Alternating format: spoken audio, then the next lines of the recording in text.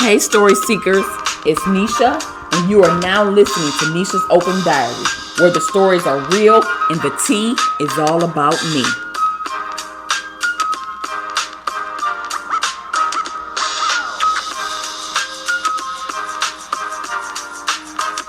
Welcome to Nesha's Open Diary. Today is Monday, April 15, 2024.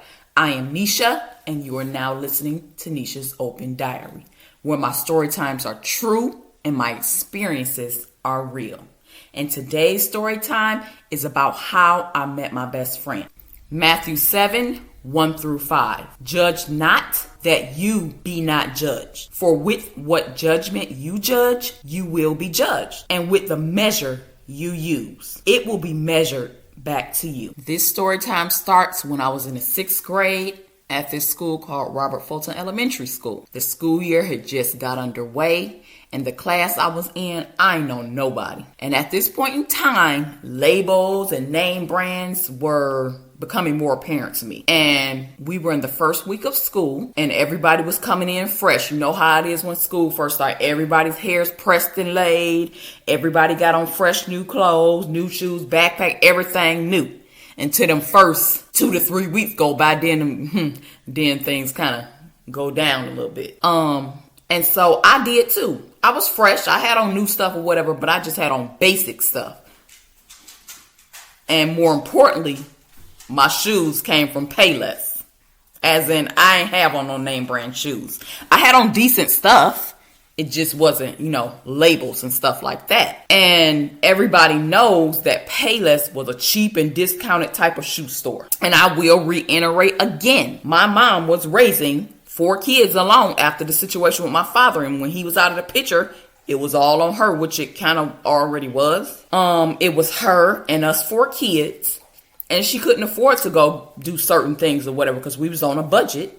And certain shoes and things she just couldn't buy for all of us. So if she couldn't do it for all of us, then, we kind of just stayed on the same level. She didn't do it for one that she didn't do for one that she couldn't do for the other, basically. So the only one who really did start getting like some name brand stuff or whatever was my oldest brother, because he entered middle school and high school before we did, obviously. So he was on a different scale, I guess. And which at the time, I really didn't care anyway because it didn't really mean anything to me. I was content with what I got until I went to school one day wearing these white sneakers from Payless, and I got teased, made fun of, and talked about. Until this girl who sat in the row to my right, and she sat more so towards the front of the room, and I sat in the row next to her, like more so towards the middle or towards the back of the room. And basically I could see her back from where I sat at. And she turned around and told them to stop messing with me and to leave me alone. I was so glad she did that because I was 2 seconds from tears rolling out my eyes, and I was tired of it. And the other kids would have roasting sessions about my shoes whenever the teacher left the class for a minute or whatever. And she left another student in charge to watch over the class and report to her anybody who got out of line. After that day, me and her started talking and hanging out, and we became friends. And the friendship grew and blossomed from there. She stood up for me and had my back from a genuine place. That's why in previous story times, I didn't understand why she reacted the way she did. Not saying that it was her job or that was her reason for being my friend, to stand up for me or, be my protector. I'm not saying that. I'm just saying that I just expected her to do as she always had. Not saying it was her job or her place. I don't know. Maybe she was tired of defending me. I don't know. I just know how it made me feel. And it wasn't a good feeling. I then went home and told my mother I could not and I would not go back to school without some Nikes or some type of shoes that weren't going to have me getting picked on every day. So she eventually bought me some shoes that had just dropped. They was the Deion Sanders. I forgot the actual name of them shoes or whatever. I felt like a weight had been lifted off of me. My confidence recovered. I felt good about walking into class wearing them. And the other kids were then staring at my feet, saying, oh, she got them new Deion Sanders on, them fresh. My sneakers was fresher than everybody's at that point. And in the back of my mind, I was thinking, now what? From that point on, I became OCD, or very meticulous, about my appearance from head to toe. If I was going to wear it, it mattered. I had to be put together well because I never wanted anybody to be able to say a word about anything I was wearing ever again, or about my person, or about my appearance in general, which again gets me because I experienced the teardown again after I met my son's father and his mother, who then made me feel like that again, all over again, just like I did in the 6th grade. So that made me take an even harder look at myself, because they had made me feel like I was in a petri dish under a microscope, under observation, just something. Like I was being prodded and picked apart. And after being judged so harshly by the kids, and now here they come. So, apparently it must be something wrong with me. And so I became consumed with making sure that I was always well kept and well put together and never undone. Not saying that I wasn't in the first place, not saying that I didn't keep myself, or I wasn't caring for myself, or dressing right and wearing clean clothes. And I'm not saying that was ever the case.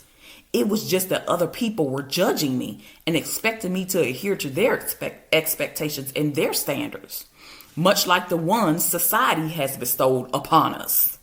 These experiences then created a monster and helped shape me into who I am today.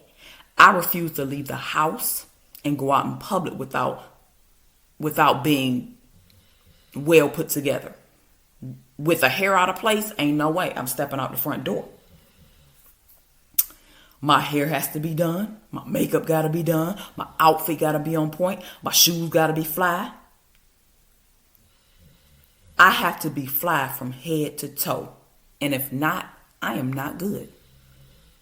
In fact, I have 2 medical procedures coming up in May 9th to be exact. I have to be put to sleep to have them done. I'm preparing now to get my nails done, my toes done, my vajayjay wax, make sure I'm shaved, not ashy, my teeth get white, my hair get done.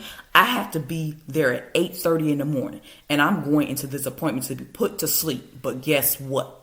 I'm going to have on a new outfit. I'm going to be showered up and clean, smelling good. I'm going to have on new underwear, new everything. All that I have to take off to put on a hospital gown.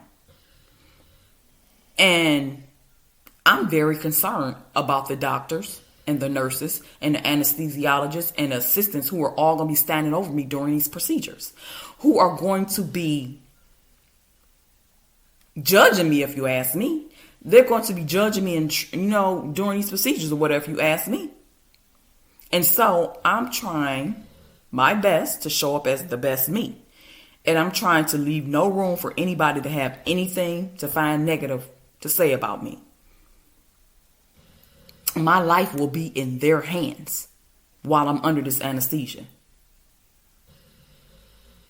And I am who I am from my experiences that I have had, and they have made me so conscientious about how I present myself to the world and other people. My experiences have shaped my beliefs, my values, my perspective on life. And these experiences I have had, amongst many others, have had a significant impact on how I see the world, but more so people. How I interact with people and the decisions that I make. Every conversation that I have, every interaction that I have, the places I have been, the relationships that I have or have had, all have contributed and shaped who I am. The good ones and the bad ones. My society, my family, my friends, my ethnicity, my culture, my location, my interests, my self-expression, and my life experiences are all factors that have helped to shape my identity. And even with the things that I have gone through, the judgment of me, you, and everybody else in the world never stops. Now I get judged off of my need to have or want certain things or nice things. Just last year, I had someone say to me, "Oh, Tanisha, I know how you like your labels and your fancy things." No, you think you know. To know me and know what I have been through, you wouldn't make such a judgment. People value you and measure you off of the things that you have or don't have. That's how people calculate your success. If you drive an Audi, people are going to say, "Oh, she must be doing well for herself." But if I drove a raggedy, beat up car that was falling apart, people would laugh and they would say, "That bitch need to get a new car." So I have learned through my experiences not to try to keep up with the Joneses, but to be the best version of me and present the best version of myself to the world and acquire things in my life that are equal to where I am in life. I live my life as I see fit. And anybody who doesn't like me for me can kiss my ass.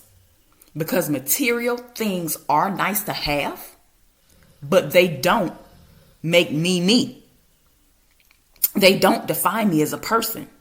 And if you take away all the material things that I have, I'm still a genuine, solid ass bitch who has learned to stand 10 toes down and rely on my values, my morals, my self-assurance, my self-worth, and my principles to guide me. And no matter how anyone else sees me, I stand firmly in being me, and whatever anybody else thinks or has to say means nothing. All right, story seekers, that is all for this story time. I am out of here. Make sure you follow me on all socials at Nesha's Open Diary and my website at neshasOpenDiary.podbean.com. And until next time, I will meet you where the pen meets the diary. All right, story seekers, that does it for this story time. I'm out of here. Until next time, make sure you tap in, follow me on Facebook and Instagram at Nesha's Open Diary, and I will meet you where the pen meets the diary.